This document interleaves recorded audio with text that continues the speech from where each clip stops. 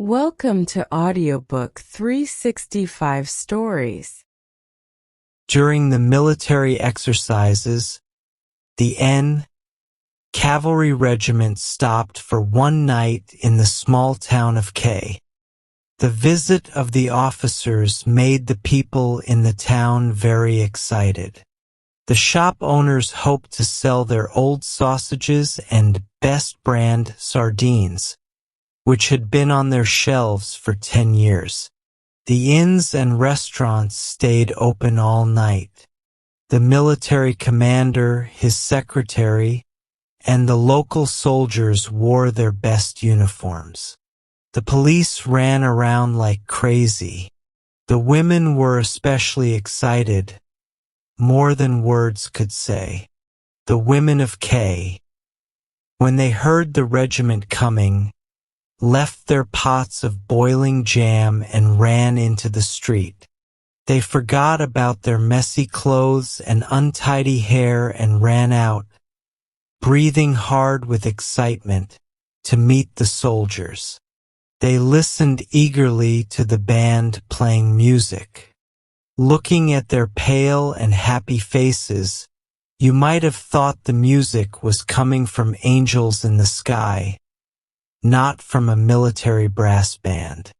The regiment, they shouted happily. The regiment is coming. What did this unknown regiment, which came by chance today and would leave early tomorrow, mean to them? Later, when the officers stood in the middle of the town square, with their hands behind their backs, talking about where they would sleep, all the women gathered at the magistrate's house. They all wanted to share their opinions about the regiment. Somehow they already knew that the colonel was married but not living with his wife, that the senior officer's wife had a baby that died every year, and that the adjutant was deeply in love with a countess and had even tried to kill himself once. They knew everything. When they saw a soldier with a red shirt and pockmarks on his face run past the window, they knew it was Lieutenant Rimzov's servant. He was running around the town trying to get some English beer for his master. They had only seen the backs of the officers, but they already decided that there were no handsome or interesting men among them. After talking as much as they wanted, they sent for the military commander and the club committee.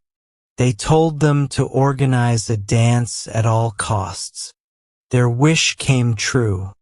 At 9 o'clock in the evening, the military band was playing in front of the club. Inside, the officers were dancing with the women of K. The women felt like they were flying, filled with excitement from the dancing, music, and the sound of the officers' spurs. They put their whole hearts into getting to know their new dance partners. They completely forgot about their old civilian friends. Their fathers and husbands, who were pushed aside for a while, gathered around the small table of refreshments at the entrance. All the cashiers, secretaries, clerks, and superintendents, who looked pale, weak, and awkward, knew they were not as good as the officers. They did not even go inside the ballroom, but only watched from far away as their wives and daughters danced with the handsome and graceful officers. One of the husbands at the dance was Shalikov, the tax collector. He was a bitter and mean man who liked to drink. He had a big, short haircut and thick, sticking out lips. He had gone to university, and there was a time when he used to read smart books and sing students' songs. But now, as he said himself, he was just a tax collector, nothing more. Shalikov was leaning against the door, watching his wife, Anna Pavlovna. She was a small woman with dark hair, around 30 years old. She had a long nose and a pointed chin. Her dress was tied tightly, and her face was carefully covered with powder. She danced without stopping, even though she was very tired. Her body was tired, but her spirit was not. You could see that, as she danced, she was thinking about the past, about the time when she used to dance at the college for young ladies. Back then, she dreamed of living a rich, happy life, and she never thought that her husband would be a simple man like a tax collector. She thought he would be a prince or at least a baron. Shalikov watched her with an angry look on his face. He wasn't jealous. He was in a bad mood for other reasons. First, the room was full of people dancing, and there was no place for him to play cards. Second, he hated the sound of the music. Third, he thought the officers were treating the local men like they were less important. But the thing that made him the angriest was the happy look on his wife's face. "It makes me sick to look at her," he whispered. "She's almost 40, and she was never that beautiful. But she still puts on makeup and ties her dress so tight, and she curls her hair.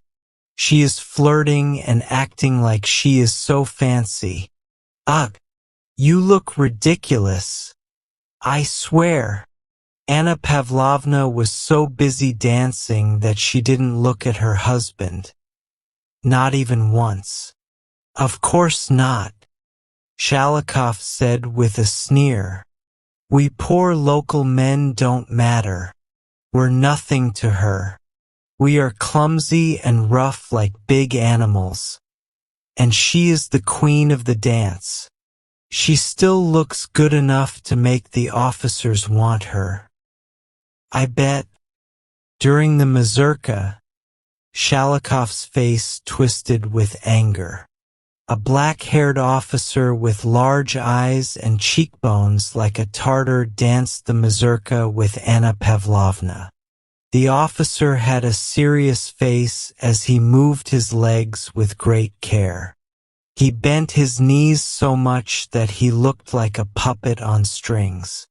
Anna Pavlovna, pale and excited, bent her body softly and rolled her eyes upward. She tried to look like she was barely touching the floor. It was clear she felt like she wasn't in the club but in some faraway, magical place. Her face and her whole body showed that she was completely happy. Shalikov couldn't take it anymore. He wanted to make fun of her happiness and remind her that life wasn't as wonderful as she thought right now. "You wait. I'll teach you not to smile like that," Shalikov muttered angrily. "You are not a young girl anymore. An old woman should know that she looks old." Shalikov was full of bad feelings, jealousy, anger, and hurt pride. He was also bitter like many small-town officials, who drank too much and lived boring lives. His heart was full of these feelings, like mice running around. He waited until the mazurka was over and then went into the hall to find his wife. Anna Pavlovna was sitting with her dance partner. She was waving her fan and batting her eyelashes. She was talking in a flirty way about how she used to dance in St. Petersburg. She puckered her lips like a little rose and said the name of the city in a fancy way. "Petersburg, Anyuta, let's go home," Shalikov said in a rough voice. When Anna Pavlovna saw her husband standing in front of her, she suddenly remembered that she had a husband. She blushed. She felt embarrassed because her husband looked so sickly, grumpy, and ordinary. "Let's go home," Shalikov repeated. "Why, it's still early," Anna Pavlovna said. "I am asking you to come home," said Shalikov slowly, with a mean look on his face. "Why, did something happen?" Anna Pavlovna asked nervously. "Nothing happened, but I want you to go home right now. I want it, and that's enough. Don't argue." Anna Pavlovna was not scared of her husband, but she felt embarrassed. Her dance partner was looking at her husband with surprise and a little smile. She got up and moved a little away with her husband. "What's this about?" she asked. "Why should we go home? It's not even 11 o'clock. I want it, and that's enough. Let's go, and that's the end of it. Don't be silly. If you want to go home, go by yourself." "All right," Shalikov said. "Then I'll make a scene."